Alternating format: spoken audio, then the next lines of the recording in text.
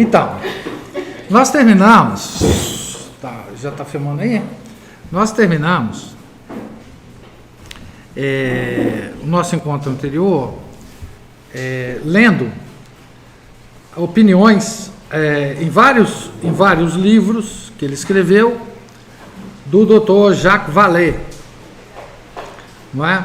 E agora nós vamos ver opiniões de outros especialistas na área do fenômeno voador não identificado, né? Eu queria só ler duas coisas que ele falou, que eu acho que são importantes para nós considerarmos aqui, porque nós estamos tratando do fenômeno agora, né? Então ele dizia assim, os OVNIs não podem ser naves espaciais no sentido de porcas e parafusos comuns. Os OVNIs são manifestações físicas que não podem ser compreendidas para além da sua realidade psíquica e simbólica. O que vemos aqui não é uma invasão alienígena, é um sistema espiritual que atua sobre os humanos e os utiliza. Depois ele fala assim, os ocupantes dos OVNIs não são extraterrestres, eles são os denizens, habitantes de outra realidade. O Jacques Vallée é ateu, até onde eu sei, tá? Então assim, um tipo de manifestação dessa, digamos assim, vindo dessa pessoa, é uma coisa que leva peso, né? Que leva peso. Ele não tem nenhuma, até onde eu sei, nenhuma religião. Então ele está se referindo a habitantes de outra realidade. Provavelmente ele está considerando multiverso, alguma coisa desse tipo, né?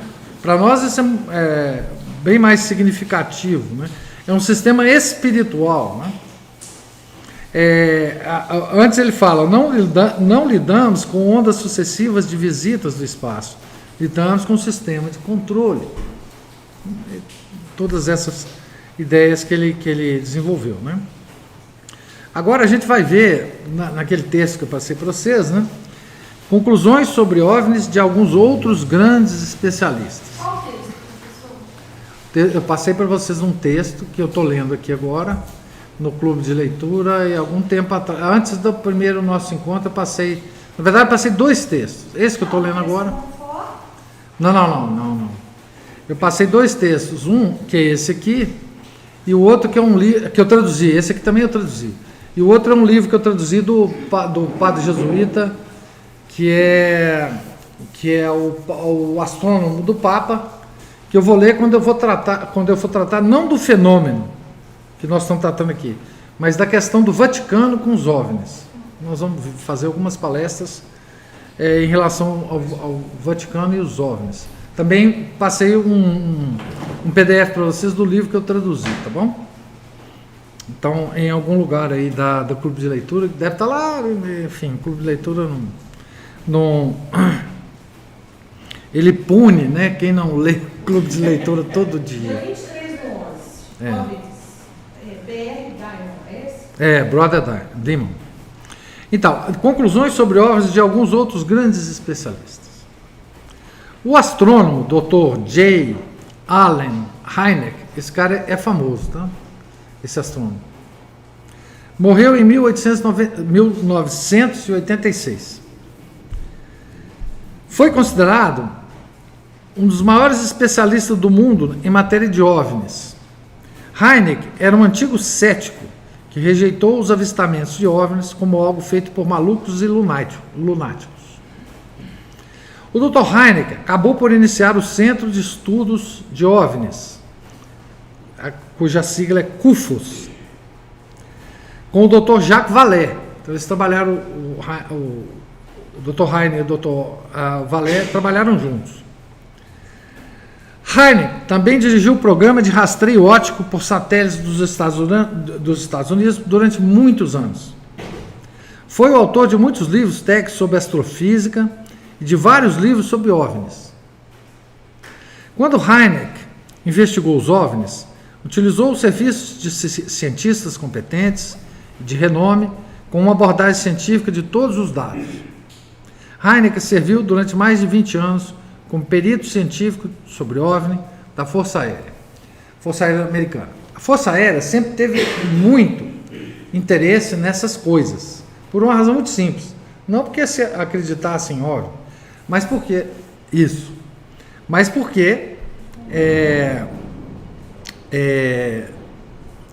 eu estou numa página que eu não sei qual que é, mas o início dela é um título, Conclusões sobre OVNIs de alguns outros grandes especialistas. Então, a Força Aérea, ela sempre foi interessada nesses fenômenos por uma razão muito simples, por causa da Rússia. E a Rússia também sempre foi muito interessada por causa dos Estados Unidos. Esses objetos podiam ser, ou podem ser, mísseis, aviões de espionagem, etc. Então, a Força Aérea, qualquer fenômeno espacial é muito importante para as forças aéreas de um modo geral, né? Então, ela contrata especialistas, monta centros de pesquisa, enfim, natural. Então, Hynek estudou milhares de relatórios e interrogou centenas de testemunhas de experiências com OVNIs. As conclusões de Hynek sobre os OVNIs foram resumidas com precisão dessa forma, aspas. Dessa forma, porque ele está citando um artigo que fala sobre isso, né? Aspas para o artigo. Hynek afirmou que talvez os OVNIs fizessem parte de uma realidade paralela, que tivessem o poder de entrar e sair da nossa. Esta era uma hipótese que obviamente o afligia como cientista empírico. No entanto, após 30 anos de entrevistas e testemunhas e de investigação de relatórios de avistamentos, nenhuma outra hipótese lhe pareceu fazer sentido. Essa é uma entrevista que ele deu para Newsweek, uma revista americana. Então, vocês vejam, a forma desses cientistas se expressarem é a forma de um ateu se expressar. Então, é outra realidade paralela, outro universo paralelo, enfim. Falando sobre OVNIs, o Dr. Hynek disse o seguinte, abre aspas, um dos aspectos mais intrigantes dos avistamentos de OVNIs é o seu aparente isolamento no espaço e no tempo. Os avistamentos são geralmente feitos num lugar de cada vez e duram curtos períodos, por vezes aparecendo do nada. Isso é muito mais sugestivo de uma realidade paralela do que, digamos, visitas de algum planeta longínquo, caso em que podemos esperar que permaneçam por algum tempo. Outra coisa que ele disse, aspas para ele, outra peculiaridade é a alegada capacidade de certos OVNIs para desmaterializarem-se. Há bastantes relatos de casos em que dois OVNIs distintos, pairando num céu limpo, convergirão e eventualmente fundir-se-ão num só objeto. Outra coisa que ele diz, muitos relatórios de OVNIs parecem pertencer mais a relatos de poltergeists, casos em que objetos voam pela sala e sons estranhos são ouvidos. E outros tipos de manifestações psíquicas do que a peças sólidas reais de artefatos com porcas e parafusos. Esta é uma das razões pelas quais não posso aceitar a explicação óbvia dos OVNIs como visitantes do espaço exterior. O Dr. Hynek e o Dr. Vallée descrevem esse estranho comportamento dos OVNIs no seu livro The Edge of Reality. The Edge é a beira, né? O limite da realidade, alguma coisa assim. Então, vamos ver como é que eles descrevem. Abre aspas. Se os OVNIs são de fato hardware de porcas e parafusos, fabricados por outras civilizações, então ainda temos de explicar como esse hardware tangível pode mudar de forma diante de nossos olhos, desaparecer, aparentemente, derreter-se à nossa frente, ou aparentemente materializar-se misteriosamente diante de nós, sem aparente detecção por pessoas próximas ou em cidades vizinhas. Devemos também perguntar-nos onde é que os OVNIs se escondem quando não se manifestam aos olhos humanos. Fecha aspas. O Dr. Heiner concluiu sobre os OVNIs. O fenômeno dos OVNIs é o estranho e extraordinário dilema da nossa época. Não sabemos o que eles são. Outro dos maiores especialistas do mundo em OVNIs é John Keel, que está ainda vivo. Keel começou a investigar OVNIs em tempo integral no início de 1966. Durante um período de apenas 4 anos, Keel entrevistou milhares de pessoas que afirmavam ver OVNIs em mais de 20 estados dos Estados Unidos. Ele reviu mais de 2.000 livros, para além de milhares de jornais, revistas e boletins informativos. Inicialmente, tal como o Dr. Vallée, Keel teve esperança de poder validar a hipótese da visita dos OVNIs. Todos que começaram a pesquisar sobre isso acreditavam que eram realmente, né, seres de outros planetas. Né? Keel foi autor de muitos livros sobre OVNIs. Disse ele, abre aspas, os dados estatísticos que extraí indicam que os discos voadores não são máquinas estáveis que requerem combustível, manutenção e apoio logístico. São, com toda a probabilidade, transmogrificações. Não sei o que é isso, mas a palavra é essa. De energia. E não existem da mesma forma que este livro. Não são construções permanentes da matéria. Não sei o que ele quer dizer com isso.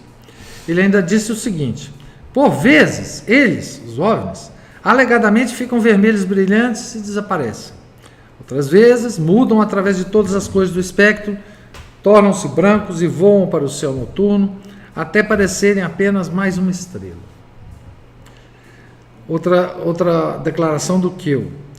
Há inúmeros avistamentos de objetos que mudam de tamanho e forma em frente dos espectadores ou se dividem em vários objetos menores, cada um deles zarpando numa direção diferente. Em alguns casos, esse processo é invertido, com várias pequenas luzes a convergir para formar uma grande e única, que depois vai se apagando. Repetidamente, as testemunhas disseram-me em tons abafados: sabe, não acho que aquela coisa que eu vira é de todo mecânico. Fiquei com a nítida impressão de que estava vivo. Ainda o Keel, John Keel. Os OVNIs não parecem existir como objetos tangíveis, fabricados. Eles não estão em conformidade com as leis naturais aceitas do nosso ambiente. As manifestações dos OVNIs parecem ser, em geral, apenas pequenas variações do antigo fenômeno demonológico. Outro especialista ligando as coisas. Né? Ainda ele, muitos discos voadores parecem não ser mais do que um disfarce para algum fenômeno oculto. São como cavalos de Troia descendo em nossas florestas e campos agrícolas, prometendo salvação e oferecendo-nos o esplendor de alguma grande super civilização no céu. Ainda o Keel. O nosso catálogo de OVNIs contém agora cubos voadores, triângulos, hexágonos, roscas, donut, né? Aquelas esferas, objetos em forma de insetos metálicos gigantes e medusas voadoras transparentes. Isso tudo ele catalogou das entrevistas e dos testemunhos, né?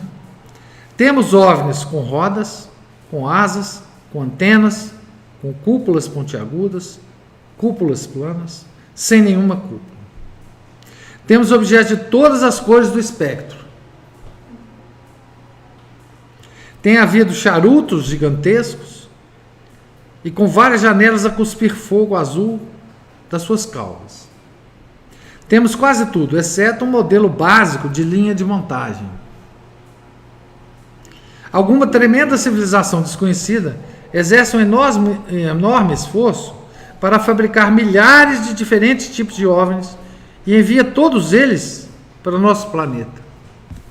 Então esse Kill, pelo que eu estou entendendo, ele desconfia que seja uma coisa realmente espiritual, né? Também.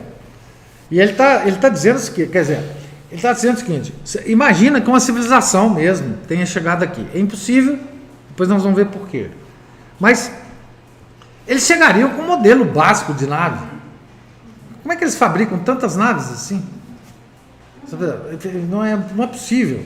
E coisa que não tem nada a ver com a aerodinâmica, né? Para a entrada na atmosfera. Por exemplo, como é que um objeto em forma de charuto entraria na atmosfera da Terra? Uma velocidade. A entrada na atmosfera da Terra é uma coisa complicadíssima para qualquer. Né? Por causa da resistência do ar. Né? Esse Kill é cientista, o John Keel é. Então, Keel falando sobre as descrições feitas por pessoas que afirmaram ter sido abduzidas por alienígenas dos OVNIs, diz: nós não vimos ainda o fenômeno de abdução, nós vamos ver, tá? As entidades de OVNIs denunciadas possuem também uma variedade de características, não só em tamanho, mas também em aparência geral. Tem havido OVNI-nautas, alienígenas, com olhos sem pupilas, olhos brilhantes, olhos tão grandes quanto pires, olhos minúsculos de bebês, olhos de fenda envolventes, olhos de gato e até mesmo sem olhos. Tem havido entidades sem nariz e entidades sem boca. As orelhas têm coberto uma vasta gama, desde pontudas até semelhantes a de elefantes. Então, vocês imaginam a quantidade de forma que os OVNIs... Tem desenhos, inclusive, né? As pessoas conseguem fazer o retrato falado, né, dos OVNIs. Isso faz algum sentido? Se alguma civilização alienígena estivesse visitando ou invadindo o nosso mundo, os seus veículos e a sua aparência pessoal pareceriam basicamente os mesmos. Diferente de nós, mas a mesma coisa, né? Não haveria grandes diferenças entre os artefatos e as aparências dos alienígenas. Então, essa é a parte dos grandes especialistas. Agora, tem uma pergunta aqui como título de uma outra sessão. Alienígenas de outra galáxia teriam o poder de viajar até a Terra? Então vamos ver a possibilidade de um voo tripulado. Aliás, aqui tem muita coisa sobre a questão da viagem à Lua. Vocês vão ver que ele não fala, claro, mas enfim. Então vamos ver a possibilidade física de uma nave espacial saindo de uma outra galáxia próxima da nossa, que seja, e vindo até aqui, né? Então vamos lá. Aqui é um pouco de física, mas bem tranquilo. De acordo com a teoria especial da relatividade de Einstein, a velocidade da luz é a velocidade máxima possível. Se alguém viajasse à velocidade da luz, viajaria a incrível velocidade de 186 mil milhas por segundo. Isso é 300 mil quilômetros por segundo, né? Por segundo. 300 mil quilômetros por segundo. Essa velocidade da luz foi medida já várias vezes, ela é precisa, né? Então daqui na Lua em 1 segundo. Mais ou menos. Que é mais ou menos a distância daqui na Lua. Então nós levaríamos 1 segundo para viajar daqui na Lua. Viajando a essa velocidade, seria possível fazer um círculo em volta da Terra 7 vezes em apenas 1 segundo. Se decolasse da Terra, passaria a Lua em 2 segundos. Não é 2 segundos, é um pouco mais de 1 segundo. Se os extraterrestres viessem de outra galáxia, teriam de viajar de uma galáxia a pelo menos 2 milhões de anos-luz de distância. Aí eu não sei avaliar se é mesmo a próxima galáxia aqui, nossa, não sei se está só a 2 milhões de anos-luz de distância. Mesmo que viajasse a velocidade da luz, 300 mil km por segundo, levaria 2 milhões de anos para chegar à Terra. Se ela viesse de outra galáxia, né? Mas se os OVNIs viajassem a partir de alguma estrela distante na nossa própria galáxia, se esses viajantes espaciais viajassem 1 milhão de milhas por dia do sistema estelar mais próximo, Alpha Centauri, que está a mais de 25 trilhões de milhas da Terra, levaria aproximadamente 70 mil anos a chegar à Terra. Também não sei. Alpha Centauri, não sei a distância. Pois é, mas será que está a 70 mil anos-luz? Eu acho muito. Para mim, eu acho que ela está mais perto. Mas é por aí, né?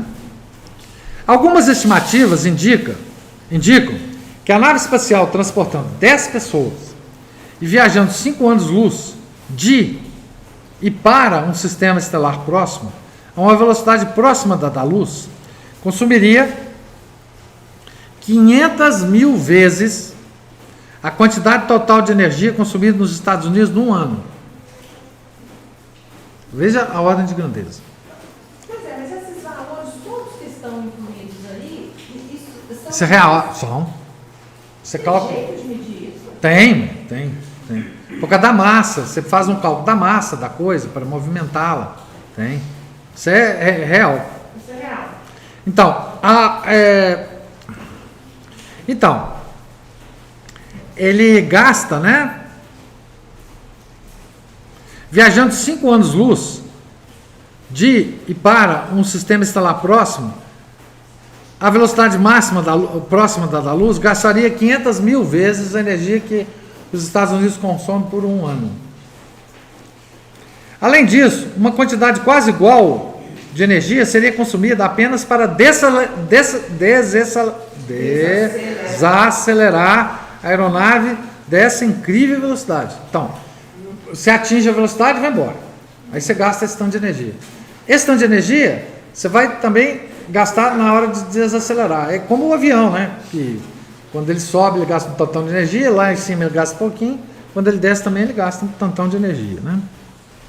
Então, para aeronaves maiores, tais como naves espaciais do tamanho de uma cidade, mostradas no Independence Day, a energia necessária seria ainda mais espantosa. Cientistas como Donald Menzel rejeitaram os ETs que visitam a Terra porque até as estrelas mais próximas estão demasiado longe para que as viagens interestelares sejam possíveis. Mas há outros problemas com as viagens espaciais. Então, como é que esses loucos aí dizem que as viagens espaciais são feitas? Por causa dos portais. Dos portais. Né? Você abre um portal no espaço-tempo e aí você viaja instantaneamente. Isso é coisa de louco, mas está na agenda do CERN abrir um portal desse aí. Né? Vocês aguardem. Então, mas há outros problemas com as viagens espaciais. Esse não é o único problema. Agora que vem a questão das viagens espaciais. Estima-se que existem 100 mil partículas de poeira por quilômetro cúbico de espaço. Viajando à velocidade da luz, 300 mil quilômetros por segundo, o impacto com apenas uma dessas minúsculas partículas de poeira destruiria uma nave espacial. A 1/10 da velocidade da luz, o impacto seria igual a uma explosão de quase 10 toneladas de TNT. Com base apenas nesses fatos científicos, sem sequer considerar todos os outros sobre a verdadeira natureza dos OVNIs, as viagens espaciais de algumas embarcações alienígenas são extremamente improváveis. A vida é sustentável no espaço exterior? Aí é o negócio da viagem à Lua. As condições fora da Terra são muito mais destrutivas do que pensa a maioria das pessoas. Por exemplo, a exposição prolongada aos raios cósmicos no espaço pode ser fatal. Existem também gases venenosos, radiação mortal, explosões gigantescas, forças gravitacionais extremas e a falta de atmosferas adequadas e de elementos químicos para que a vida exista. Apenas os extremos de temperatura no espaço exterior tornariam quase todas as formas de vida ou incrivelmente quentes, ou tão frias que seriam inteiramente rígidas, quebradiças e mortas. Aí a gente dá mais glória a Deus, né, que construiu a terra protegida de tudo isso. Tudo isso, né? Por um campo magnético que nós temos, nos protegendo, né? Pela atmosfera que nós temos. Esse pessoal não. O Dr. Vallée sustentou, com base nas descrições de muitas pessoas que afirmavam ter sido abduzidas por alienígenas, de OVNIs, os seus corpos nunca poderiam suportar os rigores das viagens espaciais. Vallée afirmou: a estrutura do corpo humanoide dos alegados alienígenas não é provável que tenha tido origem em outro planeta e não está biologicamente adequada às viagens espaciais. Vallée listou isto como uma das principais razões pelas quais os OVNIs não sejam ETs. Além disso, como é que os alienígenas dos OVNIs respiram e vivem nas condições do ar da nossa Terra sem a ajuda de dispositivos respiratórios? Ninguém viu um OVNI de capacete? Embora tenha um brasileiro que viu, mas vou contar a história desse brasileiro para vocês. Meu xará, Antônio Vilas Boas. Bom, aqui ele fala, o DVD Creation and Miracles, Past and Present, que é do Brother Demon, mostram que não há provas científicas para a teoria da evolução. Não existe tal evidência na Bíblia, mas um grande número de astrônomos acredita que a vida evoluiu na Terra e, portanto, de acordo com eles, também deve ter evoluído em outros planetas no espaço. Isto que eu acabei de ler é a base do negócio chamado astrobiologia, que é canalice misturada com mentira, com coisa, baseado nisso aqui. Ou seja, como a gente sabe, a nossa vida nasceu daquela sopa de aminoácidos que jogou um raizinho dentro. Sabe o raizinho que caiu? E aí, puf, a vida apareceu. Então, isso pode ter acontecido em outros planetas. Né? Como aconteceu aqui, nós nos desenvolvemos a partir dessa sopinha, lá também pode ter havido. E aí pode ter até evoluído mais do que a gente, muito antes que nós, né? Quem sabe? Então é a tal sopa lá do experiência de Miller, né? Se isso fosse verdade, muitas raças alienígenas em outros planetas, que já existem há muito mais tempo do que nós, deveriam existir. Então veja bem, tudo isso, tudo a respeito de OVNI, ET, é baseado na evolução de Darwin. Tá bom? Então nunca se esqueça, nunca. Toda a área de astrobiologia que esconde os estudos, porque a área de astrobiologia hoje, gente, é uma área acadêmica, formal, tem mestrado, doutorado, TCC, ela parece astrobiologia, ela camufla, é a questão dos OVNIs. Mas a pessoa faz o quê depois de estar formada ali? Dá aula só? Dá aula, faz pesquisa. Você trabalha lá no Observatório do Vaticano. Você arruma emprego. Tem as biólogos lá. Tá?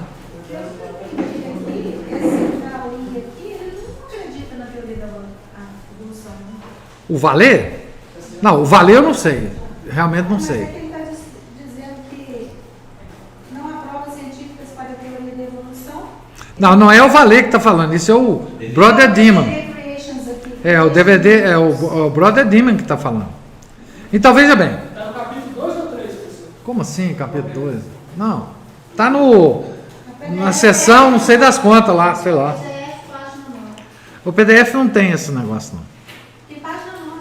Página 9? Tá aí? Eu não sei como é que eu acho a página aqui. É só você colocar em cima.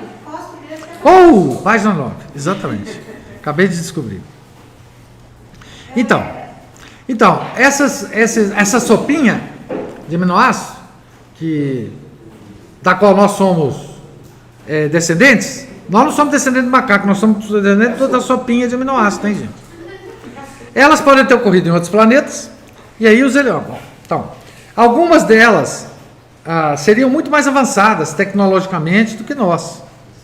E se alguém acreditasse que, de alguma forma, alienígenas avançados poderiam chegar até nós com aviões, esses seres mais antigos e mais avançados provavelmente já teriam colonizado o nosso sistema solar, pelo menos com robôs.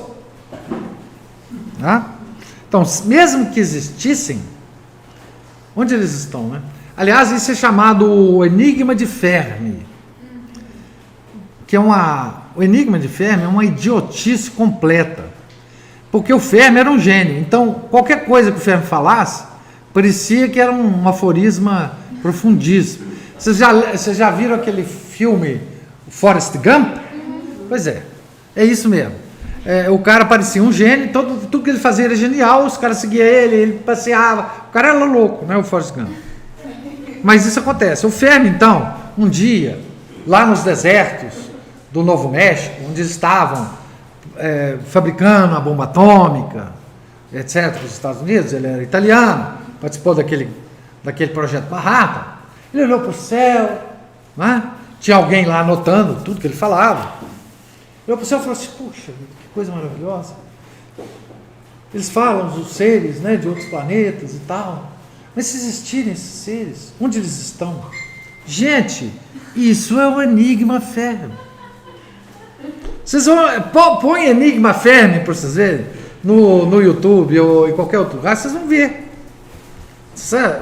Enfim, é muita loucura, mas enfim, vamos continuar.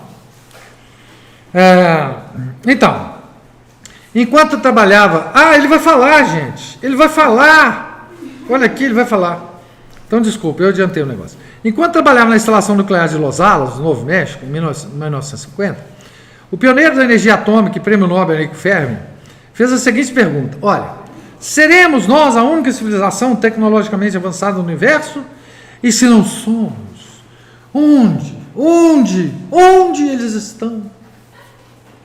Por que não vimos quaisquer vestígios da vida extraterrestre, como sondas ou transmissões? Isso é o Enigma Fermi.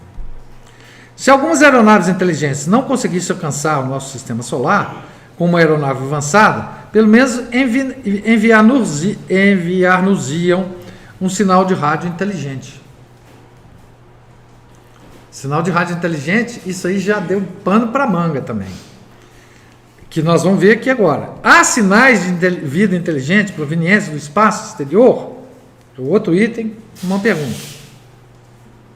Em todo o mundo, os investigadores do SETI, S-E-T-I, que é Search for Extraterrestrial Intelligence, busca por inteligência extraterrestre. SETI é o programa.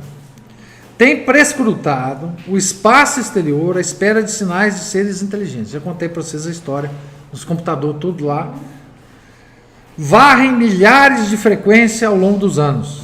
Nada que indique vida e inteligência jamais foi ouvido. De fato, todos os radioastrônomos admitirão que nunca receberam qualquer sinal inteligente do espaço. Já expliquei para vocês, o radiotelescópio é uma antena monstruosa virada para o céu, tá?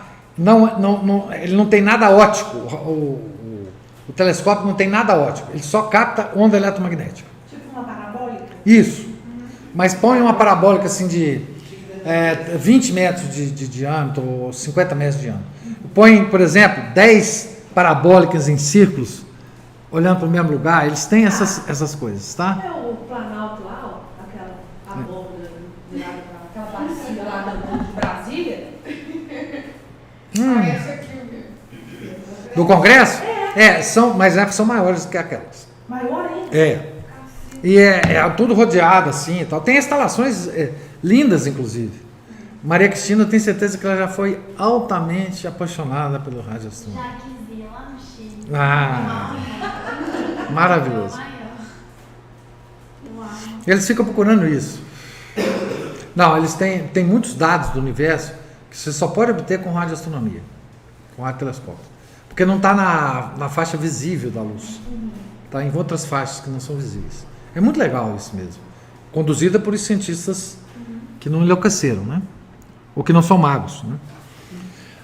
Então, de fato, todos os radioastrônomos eles dirão que nunca receberam sinal inteligente do espaço. Então, recebem ruído, recebem... O ruído de fundo foi captado por esses aparelhos? Não, muito mais simples. Na verdade, assim, o desenvolvimento de radiotelescópio nasceu exatamente dessas experiências de rádio, do ruído de fundo, né, do Penzi. Após uma entrevista com o astrônomo sênior do SETI, S-E-T-I, Seth Shostak, ele declarou à revista National Geographic, abre aspas, ele e os seus colegas nunca encontraram provas de que alguém, ou qualquer coisa, lá em cima, esteja a tentar estabelecer contato. Esse é o cara, né, chefão lá.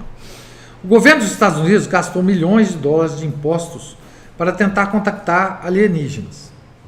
Nos anos 80 e 90, os astrônomos conduziram a maior busca pela vida ET através dos programas Meta e Beta. Eles digitalizaram simultaneamente milhões de frequências de rádio para detectar quaisquer sinais de comunicação inteligentes sem resultados positivos. Digitaliza o sinal e vê se tem alguma sequência de caracteres, né, digitais que possa indicar alguma coisa inteligente. Eles não se contentam com a inteligência humana, né? Não se contentam. Além disso, o website oficial da NASA afirma o seguinte sobre OVNIs. Abre aspas. A Força Aérea Americana, o USAF, US Air Force, e a NASA realizaram investigações intermitentes e independentes sobre a possibilidade de vida alienígena nos nossos planetas. Contudo, nenhuma delas produziu provas factuais de que exista vida em outros planetas, nem que os OVNIs estão relacionados com alienígenas. Se vocês entrarem no site da NASA, vocês vão ver uma barrinha lá de exoplanets. E tem uma contagem do lado, assim, quantos exoplanets eles já descobriram. Exoplanets são planetas que giram em torno de estrelas que estão mais ou menos parecidas com a nossa e que talvez, quem sabe, a sopinha de aminoácidos lá nesse planeta pudesse, enfim, desenvolver a vida. Exoplanet é isso. Agora, como é que eles detectam planetas? Exoplanets. Eles não veem. Não tem jeito de ver planeta. Estrela distante. Eles detectam o planeta. Gente, isso parece piada. Eles detectam o planeta pelo distúrbio que a estrela exibe para nós aqui da Terra. Então, você olha a estrela e ela dá uma balançadinha assim ao longo de um período de tempo. O brilho, né? Ou o brilho dela varia em relação a nós por algum período de tempo. Então, isto é interpretado pelos astrônomos como a ação gravitacional do planeta sobre a estrela que faz ela dar uma, né? Ou então que o planeta passa na frente da estrela e nós... gente, é isso. Eu garanto para vocês que tá? É assim mesmo. Bom. Dá a impressão que é sonda que vê, né, o planetinho e tal. Não, gente. Aí com esse negócio desse bamboleio assim, eles que já têm calculado a massa da estrela, eles calculam mais ou menos a massa do planeta e a distância que ele está da estrela. Gente, e a distância que ele está da estrela. Gente. Não, se você fizer um programa de computador, isso sai na hora para você. Mas isso é tudo... sai na hora. Programação mesmo. Programação. Programação. Aliás, deixa eu abrir um parênteses aqui sobre programação. Eles acabaram de descobrir, gente, isso é uma coisa sensacional. Tem uma partícula subatômica chamada neutrino. Neutrino é uma partícula misteriosíssima, mais do que o bóson de Higgs. Porque o neutrino não tem massa nem carga. A massa dele é quase zero. Então, assim, eles montaram. Como é que você detecta neutrino? Bom, você detecta neutrino porque diz a teoria das partículas elementares que se ele bater numa molécula de alguma substância, água, por exemplo, ele vai deixar um rastro. Porque esse neutrino, quando ele bate nesse núcleo, por exemplo, da molécula, ele vai se transformar em uma de 3 partículas. E essas 3 partículas aí sim deixam rastros. Vai vendo. Aí eles montaram uns tanques. Olha aqui, a cálculo é o seguinte: se você traçar um quadrado na superfície da Terra de, sei lá, centímetros, de 10 centímetros de cada lado, por ali passa bilhões de neutrinos por segundo, alguma coisa assim. Os neutrinos vêm do Sol. Vem de onde? Do Sol, supostamente pelas explosões. Não, é do sonho também, mas... Aí, veja bem, não, segundo essa teoria, certo? Segundo essa teoria aí, tá certo? Tem a ver com antimatéria, que é outra coisa louca. Mas segundo essa teoria, então é o seguinte: se você construísse na Terra uma piscina de qualquer substância, água, qualquer coisa, muito grande, e começasse a observar nessa piscina alguma dessas reações do neutrino, pode ser que em não sei quantos anos se observasse uma reação dessa dos neutrinos. Então eles construíram bacia dessa, milhares, assim, subterrâneas. No Japão tem uma, não sei quantos. Para alguém estar observando alguma coisa acontecendo? Neutrino, Diz que observaram um neutrino durante 20 anos, parece. Mas agora, sabe o que eles descobriram? Que estava tudo errado o software que eles estavam modelando. Ô, gente, tá lá, eu não mandei para você porque você segue o canal do Romulo, não segue? Sim. Tá lá. Ele colocou lá? E essas funções de burrice que foram autorizadas para Mas sucesso. gente, eu não tô entendendo nada, tá? Gente, nossa. Não, isso é só um parênteses. Não, isso não é não. Isso é só um parênteses, Camila, só um parênteses. Porque, então, continuando aqui. O Dr. Edward Condon foi um físico que liderou um estudo de 2 anos sobre OVNIs, financiado pela Força Aérea da Universidade de Colorado. Então, programa de pesquisa financiado pelo governo, Força Aérea Americana, USAF. Não é brincadeira, tá? O relatório final desse estudo foi publicado em janeiro de 1969. Num discurso, em abril de 1969, disse Condon, o chefe: pode ser postulado que alguns OVNIs podem ser tais visitantes extraterrestres. Postulado, né? E alguns escritores vão ao ponto de dizer que, na realidade, o são. Descobrir provas claras e inequívocas sobre esse ponto seria uma descoberta científica da primeira magnitude. Então, como é que é? Alguns podem postular que alguns OVNIs são extraterrestres. Podem se postular. E alguns até afirmam que são. Ele está falando. Descobrir provas claras e inequívocas sobre esse ponto seria uma descoberta científica de primeira magnitude. Uma descoberta que eu teria todo prazer em fazer. Não encontramos tais provas. E assim afirmamos no nosso relatório. Então, que bom seria se a gente encontrasse gente, mas eu não encontrei.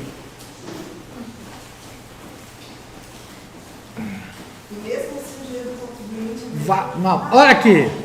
Agora está sendo construído, é por isso que eu ia dar esse toque para vocês. Agora está sendo construído um outro poço de detecção de neutrino, lá no Japão. Centenas de vezes maior do que esse. Sabe quanto que é? 20 anos. Sabe quanto que é, gente? 500 milhões de euros. Ciência dá dinheiro, viu, gente? Ciência desse tipo dá dinheiro. Eu não entendo, o país invade o mar para ter terra para os outros morar e construir uma bacia. Alguns poucos e importantes avistamentos de OVNIs ao longo da história.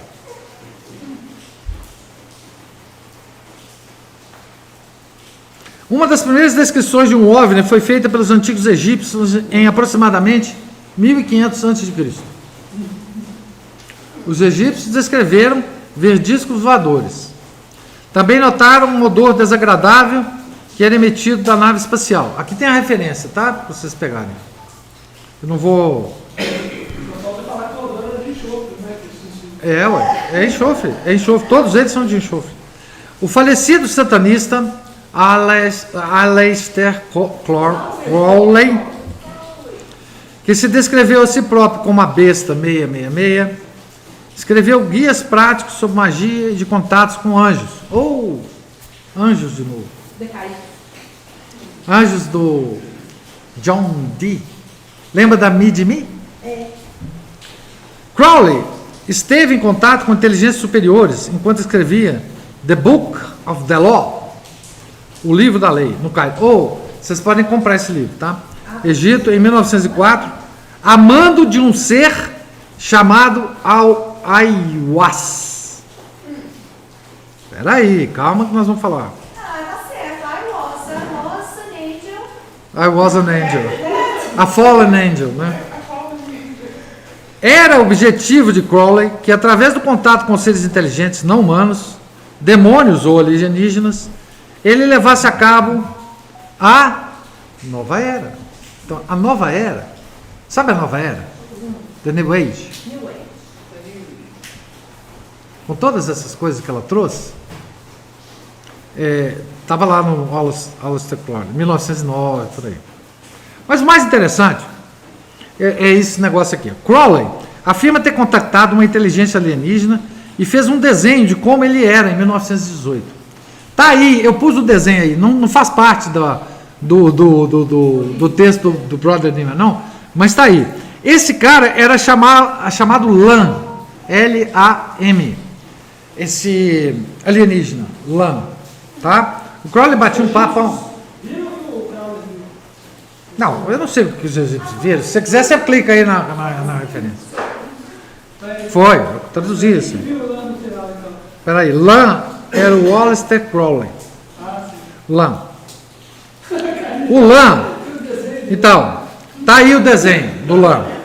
Então, Crowley incluiu o desenho de Lam na sua Dead Souls Exhibition, realizada em Greenwich Village, Nova York, 1919. Eu vou falar sobre Greenwich Village aqui, daqui a pouquinho. Porque aqui não fala. O desenho de Lam de Crowley tem uma semelhança incrível com a concepção visual comum do Grey E.T., ET cinza. Vocês veem aí, é simplesmente muito parecido.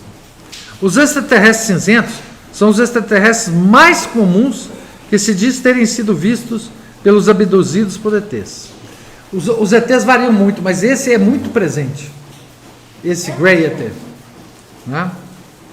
Os Greys emitem um odor desagradável e por vezes aparecem nus aos abduzidos. Tá vendo?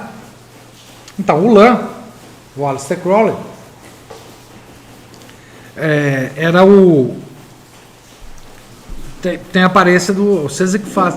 O Greenwich Village, gente, em Nova York, na primeira década de 20, sabe o que é um conjunto de todos os esquerdistas, os canalhas, os pervertidos do mundo?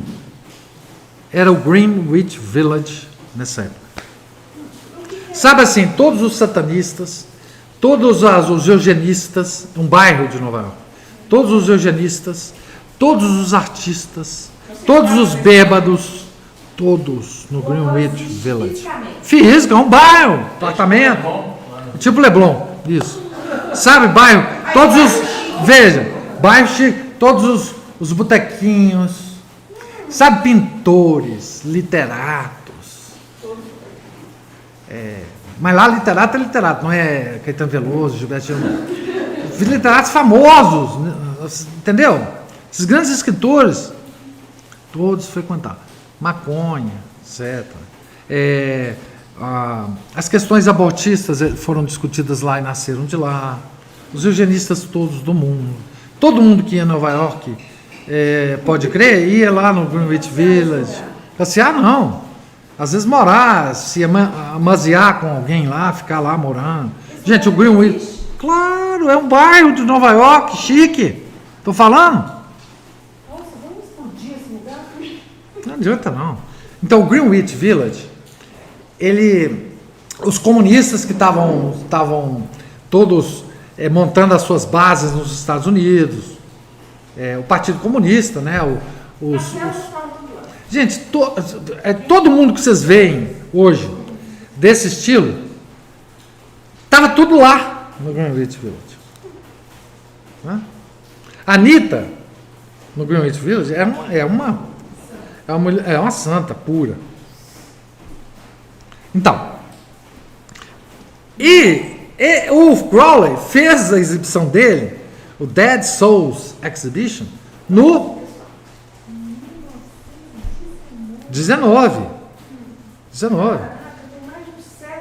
Pois e lá, olha, a esquerda, tudo, a New Left, todo mundo nasceu lá. Para você ser intelectual nos Estados Unidos, você tinha que ir no Greenwich Village e pegar uma assinatura de alguém, porque senão você não era intelectual. Entendeu? Então foi lá que ele fez. Mas isso é só digamos assim, um parêntese cultural. Digamos assim. Na noite de 25 de outubro de 1973, 15 pessoas, incluindo um jovem agricultor da Pensilvânia, chamado Steven Pulaski, viram uma bola vermelha brilhante pairando sobre um campo próximo. Steven pegou sua espingarda e saiu para investigar. O cara é bom, hein? Steve é bom, hein? O Men in Black começa À medida que a bola descia, a sua cor mudava de vermelho para branco, brilhante. Ouviram-se sons de gritos nas proximidades. Apareceram então duas criaturas. Tinham olhos amarelos esverdeados e um cheiro de borracha ardente estava à sua volta. Borracha queimada, né? Steven teve a sensação de que as criaturas não eram amigáveis e disparou um tiro de aviso sobre as suas cabeças. As criaturas continuaram a aproximar-se, pelo que Steven disparou diretamente contra elas. As criaturas e objetos incandescentes desapareceram instantaneamente no campo. Outras testemunhas também ouviram os estranhos ruídos no bosque e repararam nas criaturas. Um soldado da Polícia Estadual e investigadores de OVNIs foram então chamados para investigar. À chegada, as pessoas de lá disseram que Steven balançava violentamente os braços e rosnava como um animal. Você vê, o cara que deu o tiro, ele ficou possuído, né? Então ele rosnava como um animal. Veja que coisa incrível. O próprio cão de Steven correu na sua direção, fazer festa, né? E Steven atacou seu cão. Steven fez então profecias de desgraça, num tom de voz ridículo, acompanhado de gargalhadas. Steven desmaiou e, após um curto período de tempo, caiu em si. O grupo de pessoas presentes durante esses eventos comentou sobre o odor nauseante do enxofre que estava presente. Esse odor é uma característica de muitos incidentes com OVNIs.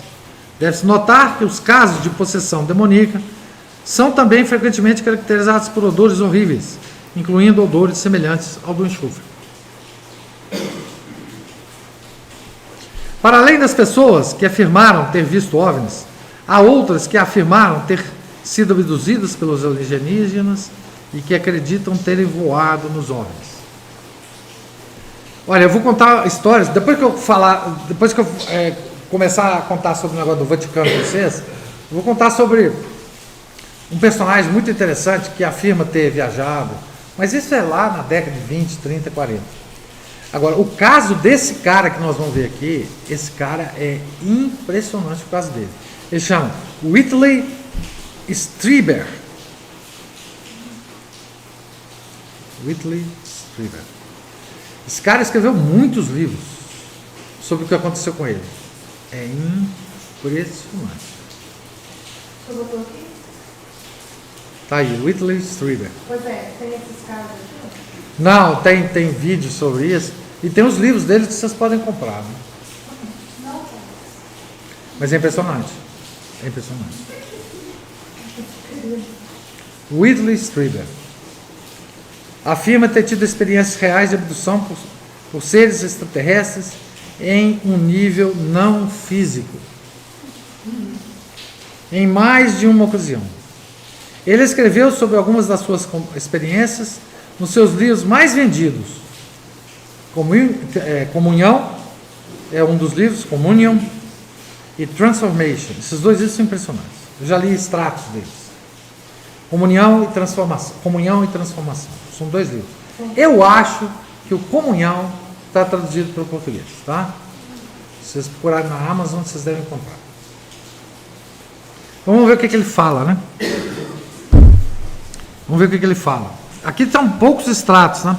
Esse cara foi o responsável, inicialmente, pela onda do ambientalismo, tá? Mudanças climáticas, etc. Por causa de umas revelações que ele... americano. E muitas dessas coisas que ele fala foi tirado para filmes que são ícones da negócio do ET, né? O Independence Day, O Homem de Preto, que eu falei. o Man in Black. O Man in Black tem uma história que vocês não vão contar para vocês. Não, isso aí, ó. Não, mas não é só isso não, é porque os ETs falaram por ele que o homem está destruindo a Terra. Eu vou, depois... Esse texto anterior aí é o começo, se eu falando, fui vendo o começo do filme todinho lá. O cara na fazenda, É os sinais. os sinais, tem uns sinais, os sinais, legal.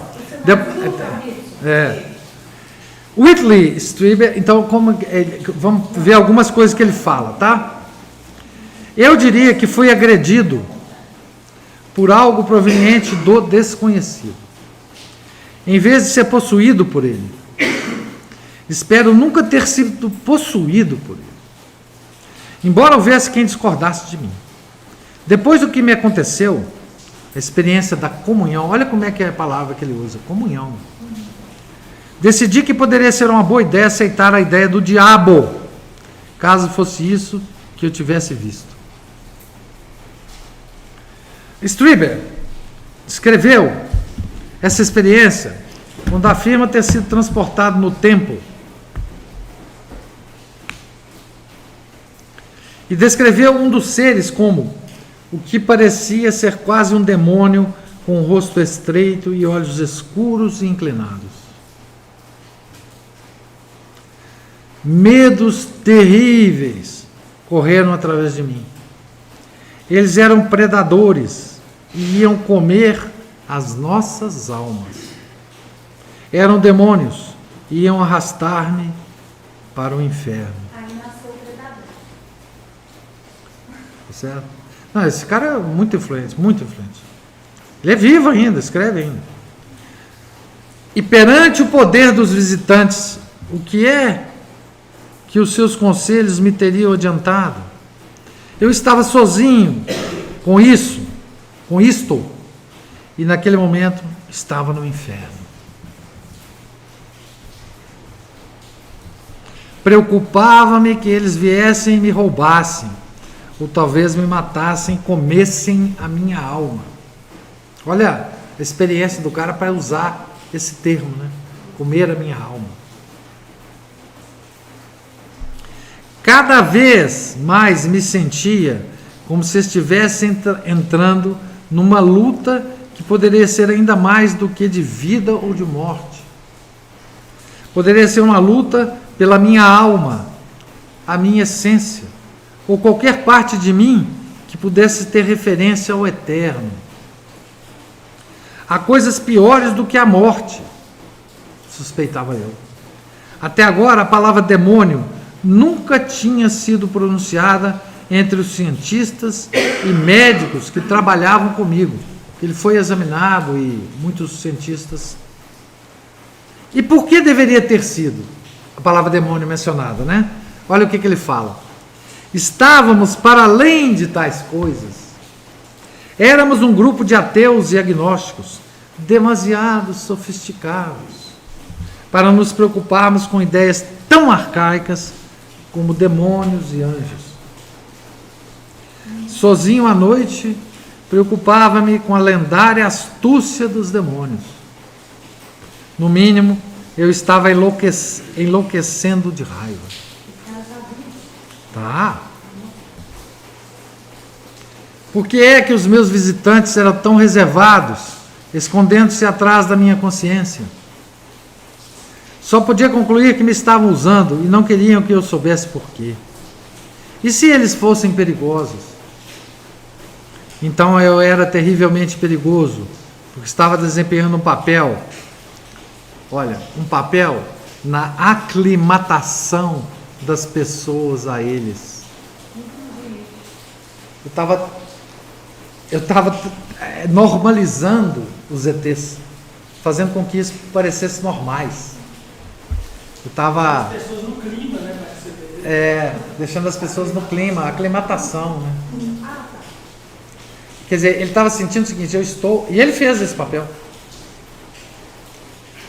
Pô, eu estou sendo usado para contar para as pessoas e acostumar elas com essa ideia desses negócios que está acontecendo comigo, né?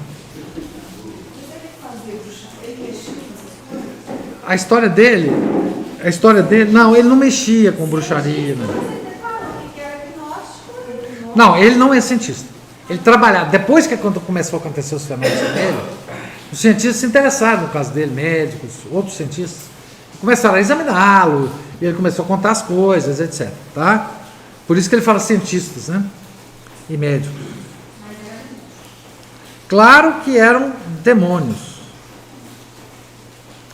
Tinham de ser. E eles estavam aqui. E eu não conseguia fugir. E eu senti a minha alma ser levada por um predador espiritual triunfante.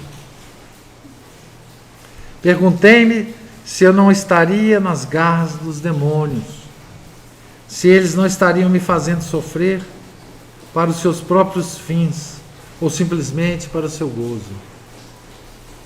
Strieber disse que conseguia cheirar a presença dos alienígenas, e eles cheiravam a enxofre.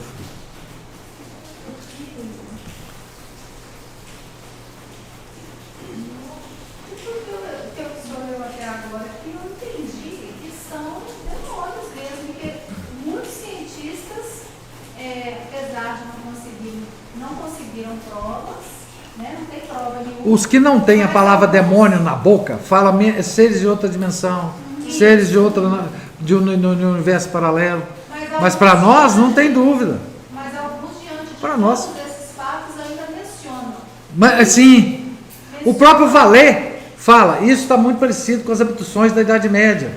E outra coisa que eu percebi, Com as- pelo que eu entendi, é que esses demônios, eles se utilizam de pessoas ou com más inclinações, que já tem uma tendência para o mal. Isso acontece. Que pode servir para o objetivo deles. Ou muito... com pessoas Não pensa aí, que não creem mesmo em nada, para que elas possam manifestar essas coisas e normalizar, normalizar. aclimatar.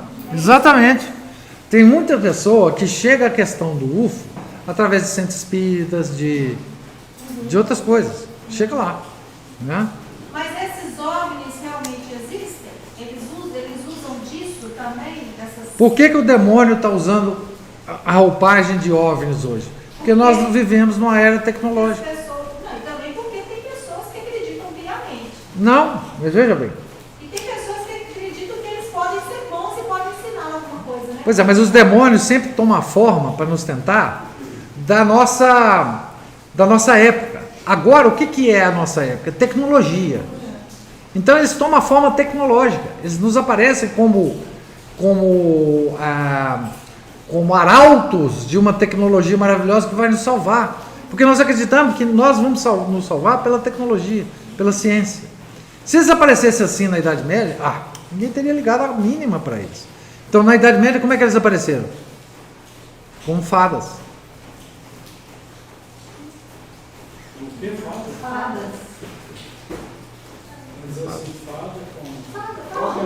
Fadas. Fada. Seres das florestas. Você vai contar isso, não? O folclore sobre fada é imenso. Não, eu sei, só escuto isso o tempo todo, fada. Mas, professor, o objetivo, então, é justamente que as pessoas acreditem. O objetivo é o poder total sobre os homens. Sempre foi o objetivo do demônio. É desacreditar. Vocês vão ver que tem a maior parte das mensagens dos demônios, quando eles se tornam, digamos assim, filosóficos, eles falam de Jesus. Jesus é um deles. Não sei o quê. Eles falam. Vocês não viram o Slenderman? Esse livro aqui, então, é muito bom. Esse livro aqui é tipo um esclarecimento sobre... Sim, mãe. É um folhetinho, né, que eu traduzi. Isso é muito bom. Por isso que eu traduzi. Por isso que o Anguete voltou à tradução. Veja como é que vocês são culpados disso. Nós somos Culpados de eu traduzir de novo. Traduzi, inclusive, o livro do astrônomo do Papa, em homenagem, inclusive, ao Papa. É o outro? É o outro. Em homenagem ao Papa, né? Obviamente. Né? Esse o senhor disponibilizou não. Já. Tá aqui na sequência. só para nós. Mas aqui, Eu já sei que vocês não prestam a menor atenção no que eu... Ô professor, então quer dizer, esse aqui é um pouco para um alerta. E o outro é para Não, exaltar. esse aqui eu estou querendo mostrar para vocês o fenômeno OVNI. O que está em torno desse fenômeno. Aham. Então, por isso que eu estou chamando, inclusive, os vídeos, o fenômeno. Mas o outro do astrônomo do Papa lá. Não, aí eu vou, na segunda parte desse ciclo de palestras, que não será esse ano, será o Vaticano e os OVNIs. Tá. Mas aí já é um outro ponto de vista. né? Aí- Não, é o mesmo. Eu vou provar para vocês que é o mesmo. É o mesmo. Não, professor, não é isso que eu quero dizer, não. Eu quero dizer o seguinte, que lá ele tenta provar a existência. Enquanto que aqui ele está falando que é uma manifestação provavelmente demoníaca. E é, sempre. Sim. Todo mundo que tenta provar a existência deles já estão na esfera do demônio. Já estão na esfera do demônio. Eles estão tentando normalizar a ideia de demônio na nossa cabeça. Porque parece que o que fica claro é que é impossível que os ETs sejam do mundo natural que a gente conhece. Não é. Se são do mundo natural, então só sofre do Não é. sobrenatural. O demônio, e quando você nega essa existência sobrenatural dos OVNIs, você começa a normalizar a existência dos OVNIs. Como? Como? Com Copérnico e Darwin na cabeça. Mas alguém consegue dizer que os ETs são naturais? Tipo assim, porque igual você explicou, que é impossível obedecer às regras. O astrônomo do Papa vai falar isso com palavras lindíssimas. Então, é isso que eu estou te dizendo. Ele vai numa outra mão desse aqui. Porque esse aqui, pelo que eu estou entendendo, ele quer deixar claro o seguinte: se existe essa manifestação, se existem esses OVNIs e essas abduções, essas aparições, elas são provenientes do demônio. Isso. Já o outro parece que vai numa outra linha. Essa outra linha, ela tem ligação com essa, é isso que eu quero falar. Não é a mesma, mas é a linha de normalizar isso, quer dizer, é falar, não, existe mesmo. Mas Isso aqui tá relatando. Não está normalizando o fato, não. Hein? Esse aqui nunca me dá a entender que ele está querendo normalizar o fato. Não, ele está relatando. Não, ele fala inclusive aqui, Camila. Então eu era terrivelmente perigoso, porque estava desempenhando um papel na aclimatação das pessoas a Eu eles. não estou falando especificamente do Striga, eu estou falando do documento todo. Não, o documento todo é um alerta. O Brother Dimon, Exatamente. Esse o Brother Dimon escreveu esse documento para dizer, gente, isso é demônio. É claro. E todo mundo que se aproxima desse assunto, se aproxima do assunto demônio, mesmo que inocentemente ou maliciosamente esteja falando para a gente outra coisa.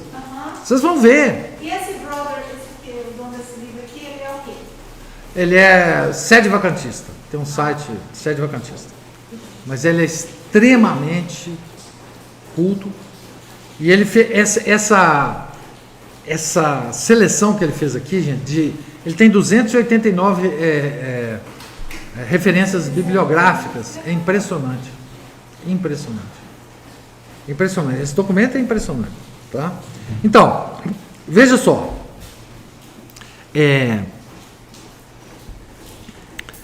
Nós nem falamos de abduções, nós vamos começar nesse item abduções aqui.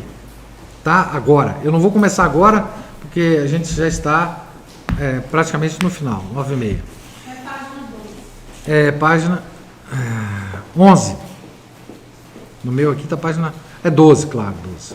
Já mudou aqui. Então, experiência comuns de abduções e exames médicos conduzidos por alienígenas nos abduzidos. Então,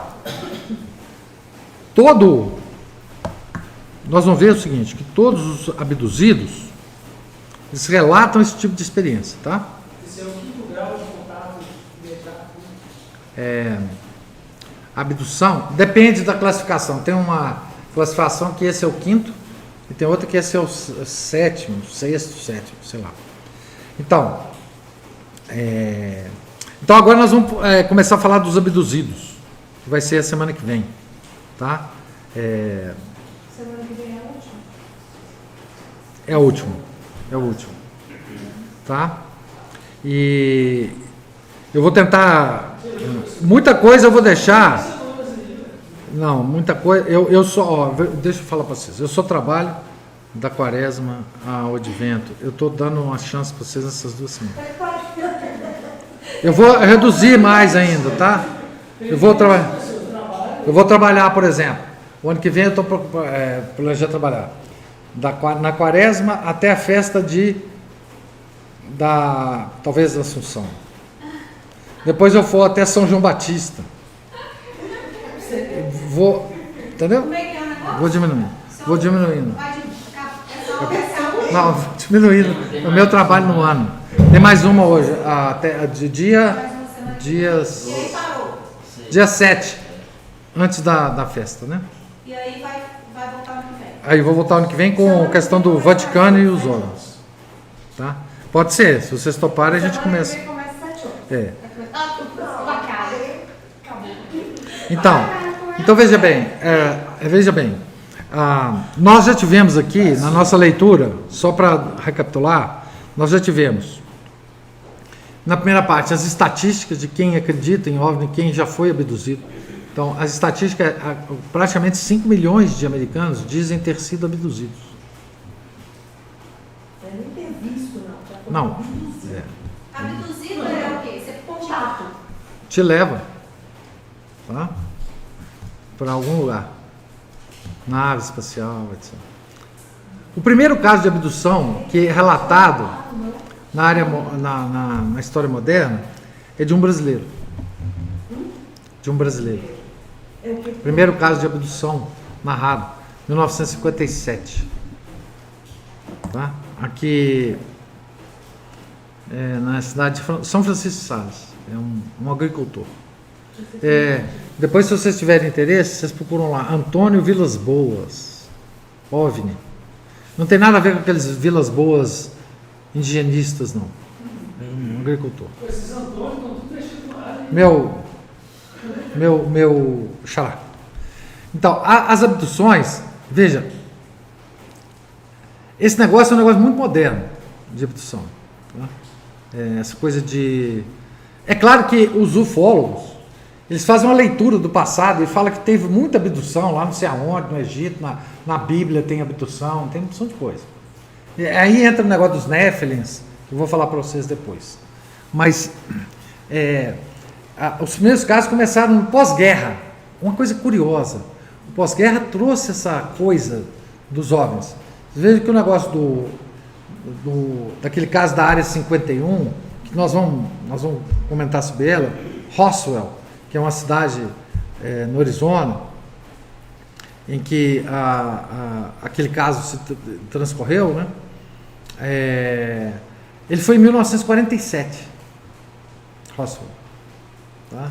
Então, é mais ou menos daí que aconteceram as coisas, tá? E hoje, assim, existem casos estudados, clássicos de abdução, que eles conhecem. O próprio Whitley Strieber, ele conta os casos dele. Ele narra nos livros dele, narra com detalhes. as experiências sexuais que os OVNIs fizeram com ele, os ETs. Não, é impressionante. Tem. É. Então, assim, inclusive de relação sexual que eles são forçados a fazer, mas outras coisas horríveis, né? Nós vamos ver aqui. Nas abduções? Sondas anais, sondas vaginais, coisas. E depois isso deixa um rastro, né? De desequilíbrio psíquico. Estou vendo aqui que tem pessoas que se suicidaram. Tem vários. Pessoas que morreram. Deixa. Hematomas, deixa. Opção de coisa. Sabe? E isso é examinado, né? Isso tem registro. Isso não é sonho. Não. Isso tem registro. Né? Esses fenômenos são fenômenos, como todo fenômeno, por exemplo, no centro espírita tem muita coisa física acontecendo. Né? Então, o que é importante de saber é que esse fenômeno, ele existe. Ele existe. Você não pode simplesmente falar, isso é bobagem, isso não existe, não, isso é coisa de... Não, ele existe. O que se trata de fazer é saber a origem disso, e é isso que nós estamos vendo aqui agora. Esse documento é longuíssimo, muitas partes vocês vão ter que ler por si mesmos. Eu vou tentar fazer porque eu vou chegar, por exemplo, lembra daquelas marcas das plantações? Eu vou chegar nisso também. Os anais. Não é fictício aquilo, não? Aquilo é sensacional. Eu vou deixar. Aquela história é sensacional, gente. Sensacional. Mas isso tem no filme lá, Sinais, tem um outro também. Sinais tem um outro. Sinais, eles fazem Fazem várias coisas. Eu tenho aí uma foto. Lá no final, eu tenho uma foto. Também não tem no panfleto do Brother Dima, não. Mas lá no final, deixa eu ver se eu acho aqui, só para vocês. Traduzir.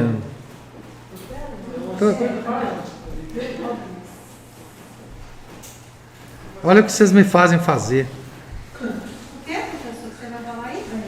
É na página 39. Sabe como é que eu achei? Não, o quê? Dessa panfleta aqui tem a figura. Então, gente, vamos só terminar aqui hoje. Semana que vem nós continuamos, tá certo?